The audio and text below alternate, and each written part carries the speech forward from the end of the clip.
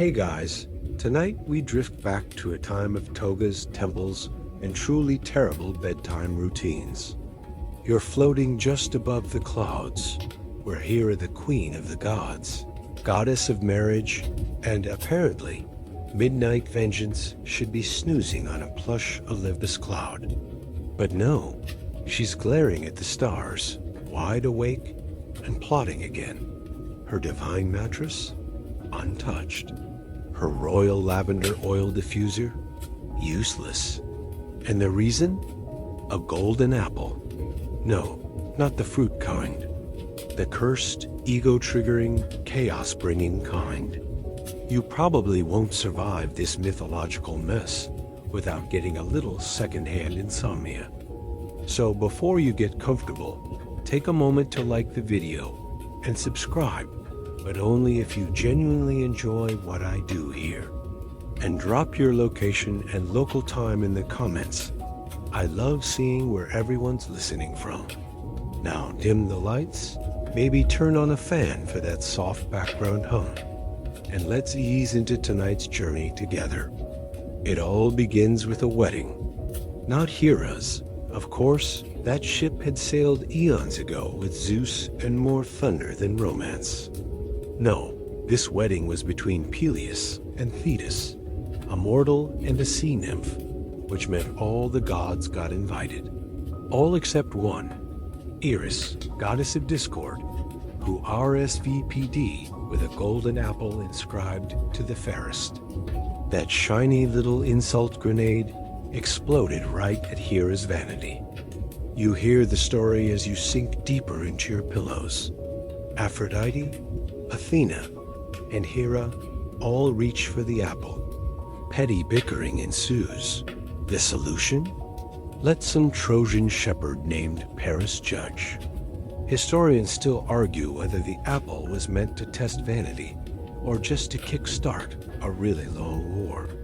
Either way, Hera's pride took a cosmic nosedive.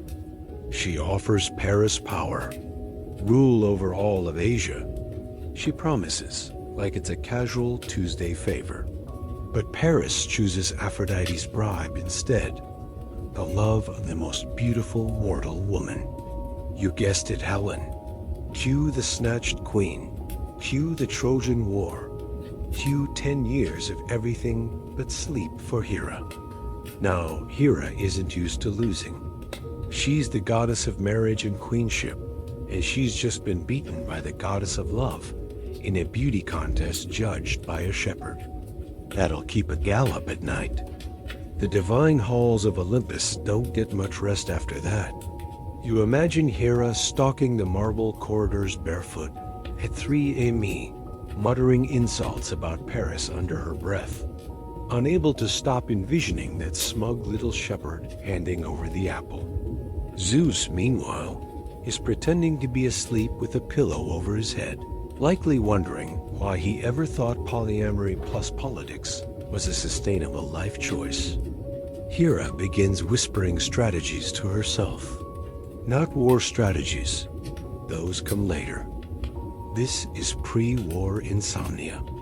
The kind where your brain replays an insult 400 different ways, imagining what you should have said. If you've ever lost sleep rehashing a high school argument in the shower, you and Hera might be soul twins. And it doesn't stop there. That apple? It doesn't just hurt her pride. It shifts something deeper. A seed of obsession grows. Hera starts tracking the mortals tied to this insult. Every thread that led to her embarrassment. She watches Helen. She watches Paris. She watches the gods who laughed. You can almost hear the creaking of her mental corkboard as she pins another divine connection to the web. Meanwhile, mortal empires shift and burn, but Hera's focus is razor sharp. The ancient poets rarely say it outright, but you get the feeling the goddess of marriage didn't sleep a full night for a decade. Petty revenge takes planning, after all. A mainstream historical fact we often overlook is how stories like these echoed in Greek domestic life. Women prayed to Hera for for protection in childbirth and fidelity in marriage. But can you imagine whispering bedtime prayers to a goddess who hadn't seen REM sleep since the Bronze Age? There's even a fringe tidbit passed down by some cultic followers that Hera, in her sleepless haze, once commissioned a lullaby from the Muses, only to reject it halfway through because it reminded her of Aphrodite's voice. Petty? Absolutely. On brand? Very. The other gods start noticing too. Athena avoids late-night conversations. Hermes, always a coward when it comes to divine drama, starts leaving parties early. Even Hephaestus, her own son, tries to upgrade her sleeping chambers with enchanted silk sheets and bronze moonlight filters. But when Hera's mad, no mattress will suffice. By this point, Hera isn't just losing sleep over the apple. She's retroactively angry about every slight in history. That time Zeus turned into a swan? Fury. That time mortals forgot her festival in Argos? Furious. That time someone spelled her name with one R on a temple plaque? You get the idea.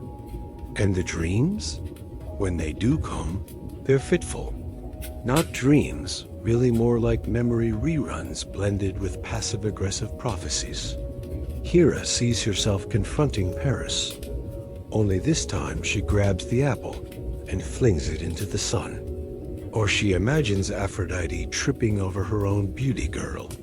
Sleep, when it visits her, wears bitterness like a weighted blanket. Still, the goddess endures. She's regal, remember? And if she must lose sleep to gain control, then so be it. Revenge becomes a ritual. She skips ambrosia breakfasts and starts pacing Olympus by moonlight. Mortal kings think they rule the world, but they don't see Hera tracing the constellation paths, calculating the best time to twist fate. And through it all, the gods whisper. Not too loudly, no one wants Hera's attention at 2 a.m., but the rumors spread that she's plotting something big, that she's never seen in the same toga twice, that she once turned an owl into a desk lamp just for hooting while she was thinking. So tonight, as you lie in bed listening to the slow unraveling of a goddess's patience, remember, all it takes is one apple. One wedding you weren't invited to. One smug shepherd with a poor sense of aesthetics. And suddenly, sleep is a luxury you can't afford. You wake again in Olympus well, not you exactly, but your mind drifts through those polished halls where the ceilings ripple like dusk, and every surface smells faintly of ambrosia and singed egos. Hera's been awake for what feels like centuries now. Her divine robe is perpetually wrinkled, her hair pinned up in a fury bun, and her mood, let's just say, not compatible with bedtime chamomile. Because now, Zeus is cheating again. To be fair, Zeus is always cheating again. Mortal girls, nymphs, even the occasional cloud or animal Zeus has the romantic discretion of a toddler in a candy shop. But tonight, Hera's not just annoyed. She's past the dramatic sighs, past the thunderous door slams. She's reached the stage of strategic nocturnal pacing. You know that look. You've probably seen it on someone holding a grudge in fuzzy slippers. This time, it's a mortal named Alcmene. She's beautiful, virtuous, and very much not Hera. Zeus has disguised himself as Alcmene's husband, sneaked into her chambers, and boom, Hercules is conceived. Yes, that Hercules. The one with the lion-skin cape and emotional damage. But Hera doesn't know that part yet. All she knows is that she's wide awake. Zeus is snoring 2 clouds over, and she's been replaced again. Historians still argue whether Hera's wrath toward Zeus's lovers was personal or political. Was she defending the sanctity of marriage? or just tired of divine gaslighting.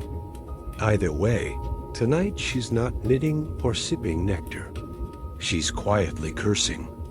There's a popular temple inscription unearthed near Corinth where Hera is referred to as she who keeps the night watch. Devotees might have thought it was poetic. They had no idea how literal it was. Tonight, Hera takes matters into her own hands. She plans to delay Alkmene's labor. You picture her peeking over a mortal rooftop, a 3 robe flapping like a gossiping owl. She calls on Eileithyia, goddess of childbirth, to sit cross-legged outside the laboring chamber, fingers tied in a knot, literally stalling birth. It's petty, it's symbolic, it's Hera. But then plot twist. Alkmene's handmaid tricks Eileithyia into standing up, breaking the spell. Hercules is born anyway. Another failed revenge. Another night of wasted scheming. You can almost hear Hera sigh as she sinks into her throne, forehead resting on her palm. She hasn't slept in weeks. Not properly. Not without some interruption from Zeus's shape-shifting libido. It's less like a marriage and more like a divine sitcom, except the laugh track is replaced by thunder. And that thunder? Not Zeus's. Hera's learned to summon her own storms now. She doesn't need him for theatrics anymore. You imagine her muttering something like, "If I can't rest, neither can Thessaly." Some fringe scholars once theorized that Hera's sleeplessness was contagious, that nearby mortals, particularly women, reported restless nights, strange dreams, and sudden bursts of vengeful energy during festivals in her honor. The theory never made it into mainstream academia, but it has the perfect amount of mystical absurdity to make you wonder.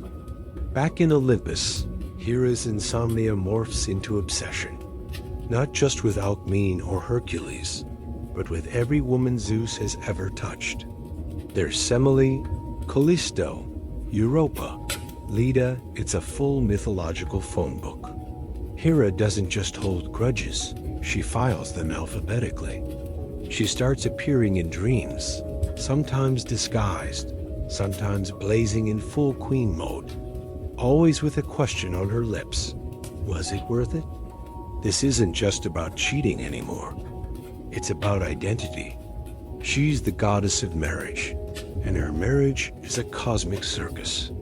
Sleep becomes a casualty of symbolism. And what does Zeus do? He naps, constantly. He's like a cat who ruins your life and then dozes off on your favorite blanket. He pretends not to notice when Hera starts hexing his lovers. He even laughs, sometimes nervously, sometimes flirtatiously, when she threatens to turn someone into a pomegranate. You feel Hera's tension, as though it's in your own spine. That slow, simmering kind of anger that only grows stronger with time and silence. The kind that keeps your eyelids twitching at midnight and your thoughts chasing their own tails. You wonder if gods get bags under their eyes, or if heroes start to appear in stained glass, just a little darker every century. One mortal poet from the 5th century BCE, name lost, unfortunately once described Hera as the moonlight that burns instead of soothes. Maybe he was trying to flirt. Maybe he was being cursed in real time. Either way, he captured the vibe. There's nothing gentle about Hera's glow right now. Still, she holds herself with dignity. You don't get to be queen of Olympus by throwing tantrums in public. No, Hera saves her outbursts for private. 2 lightning strikes. A vineyard destroyed here. A temple goat suddenly infertile their tiny acts of vengeance that make her feel a little more in control and a little less asleep. You picture her, one divine hand tracing constellations through a fogged-up palace window, her mind racing with imagined scenarios. What if she'd intercepted that love note first? What if she turned all of Zeus's mistresses into frogs? What if she just left? But she doesn't leave. She stays. Because queens don't abdicate when things get hard. They endure. They plan. They burn slowly and brilliantly. And you? You drift on her thoughts. Half asleep yourself now? Watching the queen of the gods pace her silver-floored throne room. Eyes glowing like candle tips. It's late, and she's reciting every name she's ever sworn vengeance on like a lullaby written in grudge. The palace grows quiet again, save for the low rumble of divine resentment. Somewhere, a mortal baby cries the side effect of one of Hera's hexes, and she smirks. Justice, at least in her mind. Still no sleep, though. Maybe tomorrow. You slip deeper into the myth-soaked air, and now you're walking beside Hera, not through clouds this time, but across a quiet, grassy plain under a purplish dusk. There's a cow ahead, just standing there, big, soft eyes, swishing its tail like it has no idea it's in the middle of a celestial revenge saga. But of course, this is no ordinary cow. It's Io. Poor Io. A mortal priestess of Hera herself, which makes what happened next feel even more like divine betrayal by proxy. Zeus, being Zeus, fell for her, or claimed to. Historians still argue whether Io was seduced, abducted, or trying to dodge a lightning bolt with her name on it. What's clear is that Zeus turned her into a cow to hide her from Hera, as if a glowing-eyed bovine trotting through the heavens wouldn't raise a few eyebrows. Hera's reaction? She doesn't explode. She doesn't cry. She smiles. "Sure, darling," she says. "What a lovely cow. Can I keep her?" And so begins the world's strangest custody battle. Hera ties Io to a sacred olive tree and assigns a babysitter. Argus Panops, the 100-eyed giant. You can't help but picture him clocking in with a lunchbox and one of those employee ID lanyards, except every one of his eyes is blinking independently. Nobody's sneaking past this guy. Not even a cow. This is when Hera's sleep goes from bad to structurally impossible. Because watching a cow doesn't require divine oversight, but micromanaging a 100-eyed night guard? That's a full-time job. Especially when Hermes Zeus's sneaky errand boy is already plotting to lull Argus to sleep with a panpipe lullaby. That's right. In a tale drenched with divine egos, the most effective tool is music. Hermes plays, Argus snoozes, and bam, he's dead. Hera finds the body sprawled under the stars, eyes finally shut. Here's the part where most versions of the story speed up, but you don't. You linger with Hera as she kneels beside Argus. He wasn't just a tool. He was loyal, watchful. Everything Zeus wasn't. You see a flicker of something real pass through her. Not grief exactly, she's too exhausted for grief, but maybe a pause. The kind that comes right before a yawn you don't let yourself have. She doesn't cry. She creates. She gathers every one of Argus's eyes and places them on the tail of her sacred bird, the peacock. That fringe tidbit, it's why peacocks have those eerie eye spots on their feathers. A sleepless goddess's tribute to her insomniac sentinel. And yet, no rest follows. Io escapes.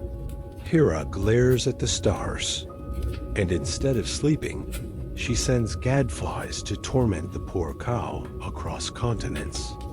Io wanders, buzzed and blistered, through Egypt and beyond.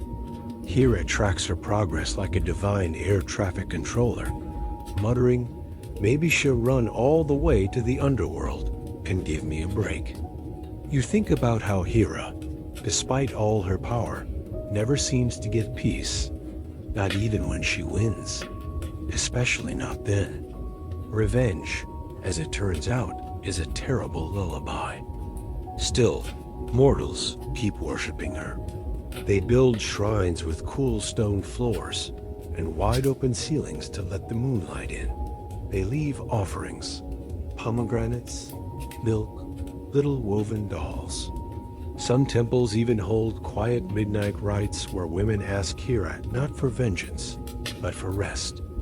A good marriage, a loyal partner, maybe even a full night's sleep.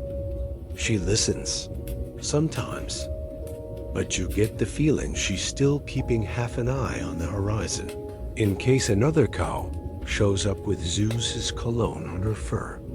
You float back to Olympus again. Hera's lying on a chaise lounge, not quite resting, not quite working. She's rebraiding her hair out of habit. Her fingers twitch, like they want to clutch another lightning bolt, or rewrite the mythos altogether. She considers visiting Hypnos, god of sleep, but decides against it. She doesn't want charity. She wants order. And yet, order is slippery, especially when Zeus is out there with an ever-growing list of girlfriends. And Hera's divine calendar has morphed into an endless rotation of heartbreak and heist. You can't blame her, really. She was raised to expect reverence, not betrayal. She's the only goddess who got married and got less power after. No wonder her sleep is wrecked. She's playing queen, detective, and night shift supervisor all at once. A mainstream fact tucked quietly into early Greek poetry.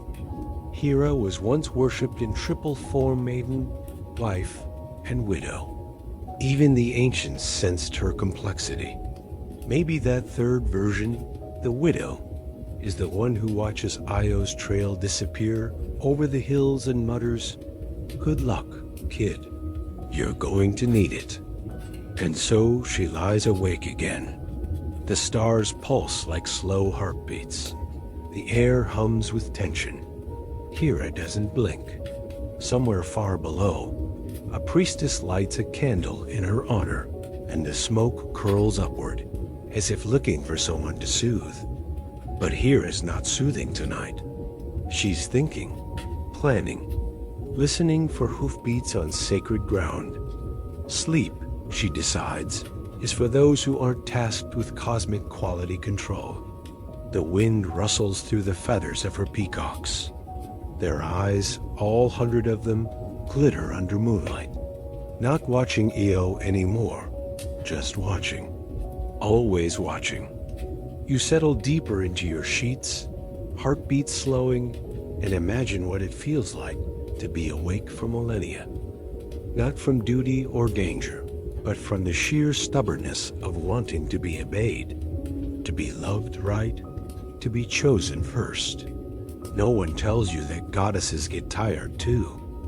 You're barely done blinking away the starlight when Hera's mood shifts again. This time, it's all about war. Not small skirmishes, not lightning tossed in marital rage, but full-scale, Trojan-sized vendetta. The kind of grudge that keeps a goddess up not just through one night, but through an entire decade of siege warfare, divine meddling, and passive-aggressive cloud sculpting. It all circles back to that golden apple.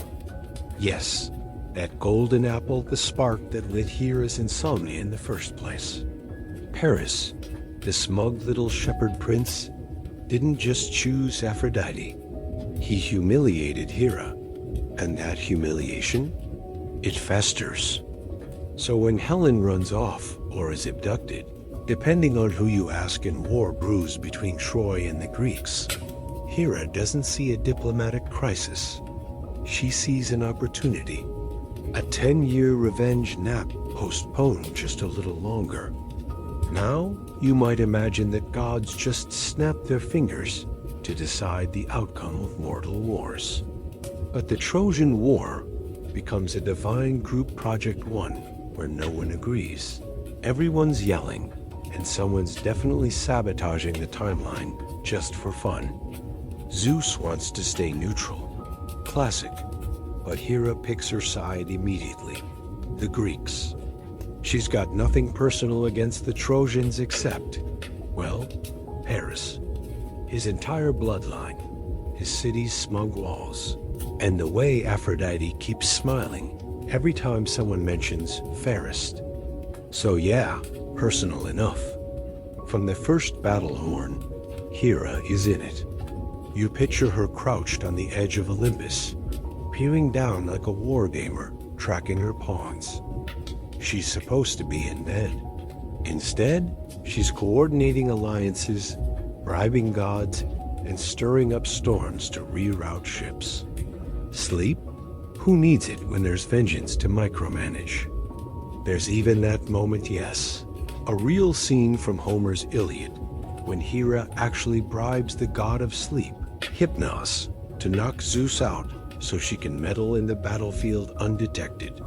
Historians still argue whether this was the first divine sedative, or just the most gloriously petty act in mythology. Hera offers Hypnos a shiny throne, and one of the Graces as a bride. That's how determined she is to steal a moment of unmonitored sabotage. And Hypnos giggly. Half asleep, Hypnos agrees. Zeus dozes off mid-boast, and Hera rushes into action, manipulating the tides of war like a midnight gamer on a caffeine high. You think about that for a second. She doesn't sleep, so she bribes the literal god of sleep to put someone else to bed, and not just someone her husband. In another tale, buried in dusty scrolls from the island of Delos, there's mention of Hera plucking feathers from her own peacocks to craft banners for the Greek ships, just so the Trojan sentries would recognize her wrath in the wind. It's probably an exaggeration, but it feels true, doesn't it?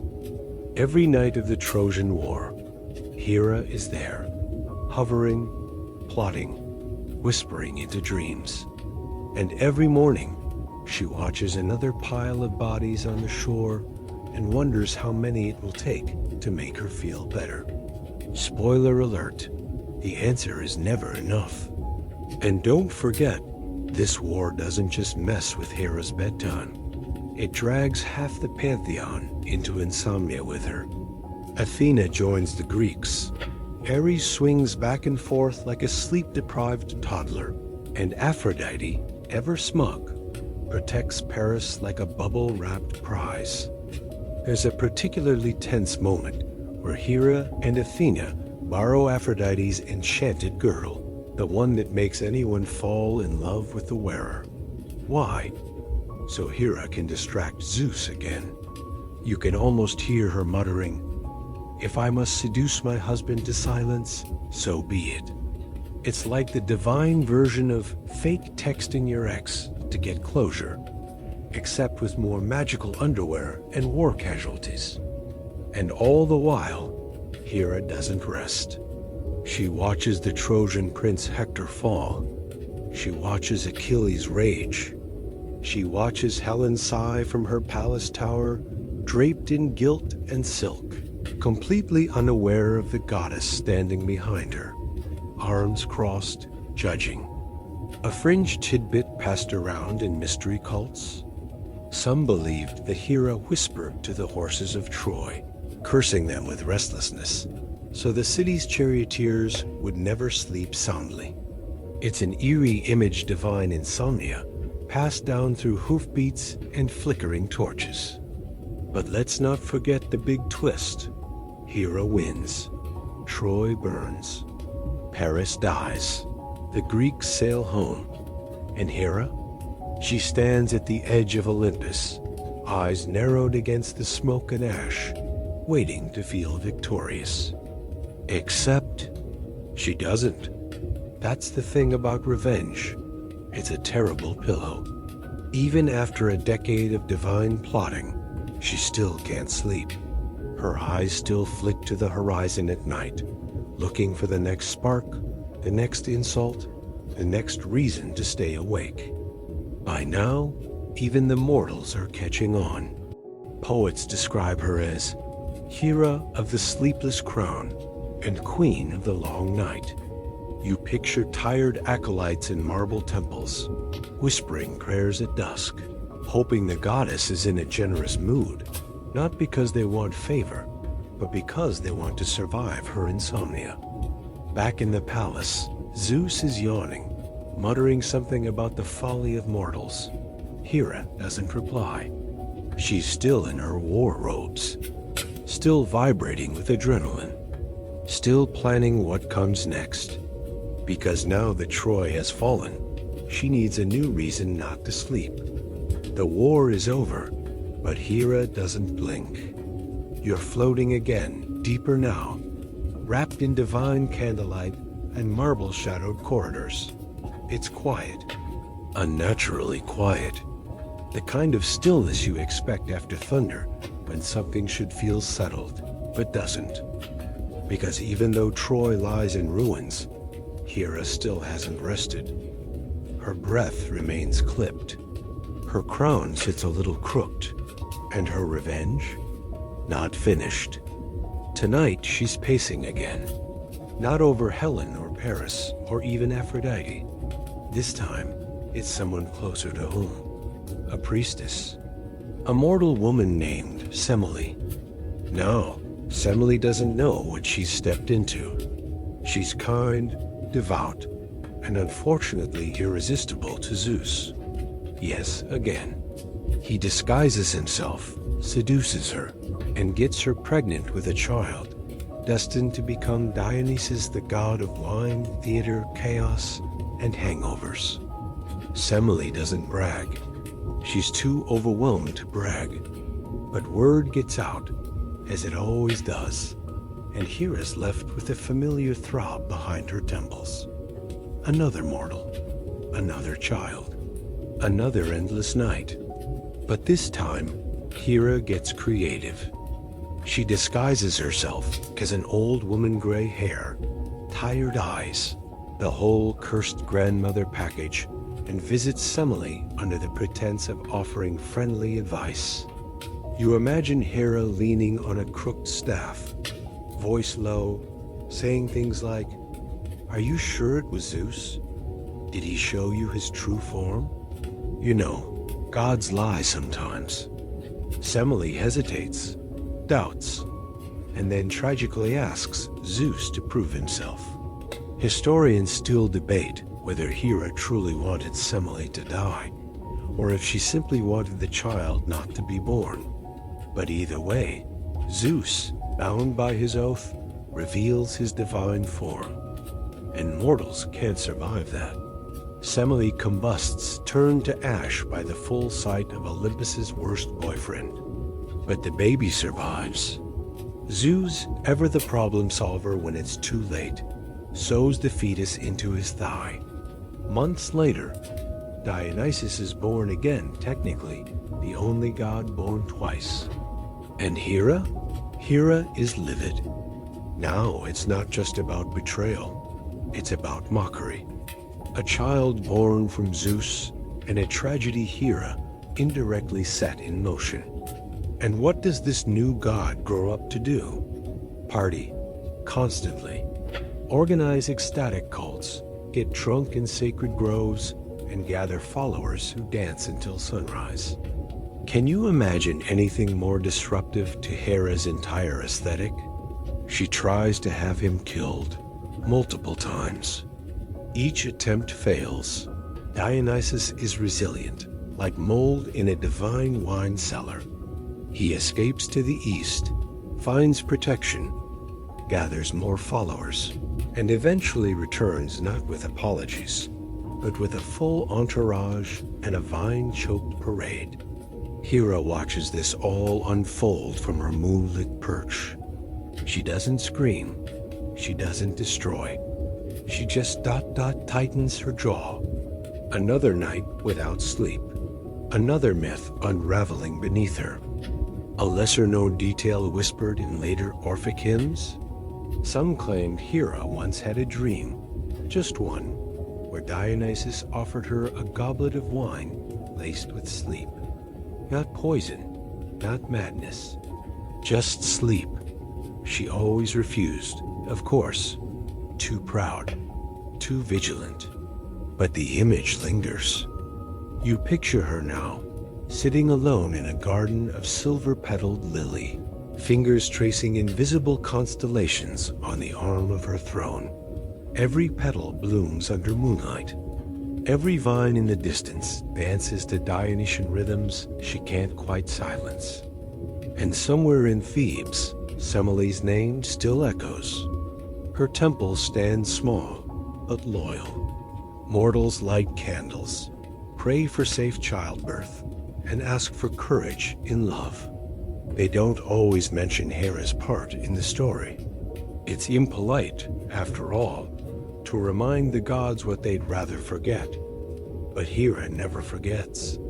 That's the problem. She remembers every spark, every whisper, every stolen moment. Her memory is like a scroll that never ends. And it's loud. Loud enough to drown out sleep, even in the deepest hours. Even Zeus seems to notice. He tiptoes now, appears with surprise gifts. Rarely works. Hera's not the kind of goddess who can be swayed by golden chalices or insincere apologies wrapped in thunderclouds. And then there's that fringe belief recorded in a Roman-era scroll that Hera once tried to trap her own thoughts in a mirror, hoping the reflection would hold her grudge while she rested. But the mirror cracked, and she hasn't tried since. So you see, Semele wasn't just collateral. She was a catalyst, a thread tugged too tight. And Hera, the queen of order and marriage, suddenly found herself dethroned by something wild, something joyful, something that refused to follow her bedtime rules. And you? You're drifting between these images, wrapped in ambrosial fog and the soft clink of divine goblets. You wonder what it's like to hold that much power and still feel so fragile, to build rituals around sleep and never be able to keep one. As the stars turn above Olympus, Hera closes her eyes, but only for a moment. There's always another priestess, another prophecy, another child of Zeus threatening her legacy. Sleep, once again, is postponed. By now, Hera has forgotten what true rest feels like. You drift into her private chambers, cool, high-ceilinged, heavy with the scent of myrrh and burned olive leaves. The torchlight is low, almost bashful. Her peacocks lie curled in the corners, feathers twitching like they, too, are dreaming uneasy things. And Hera?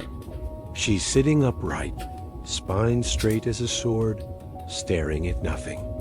Her hands rest in her lap, still, too still, like she's trying not to move, hoping sleep might finally sneak in if she doesn't scare it off.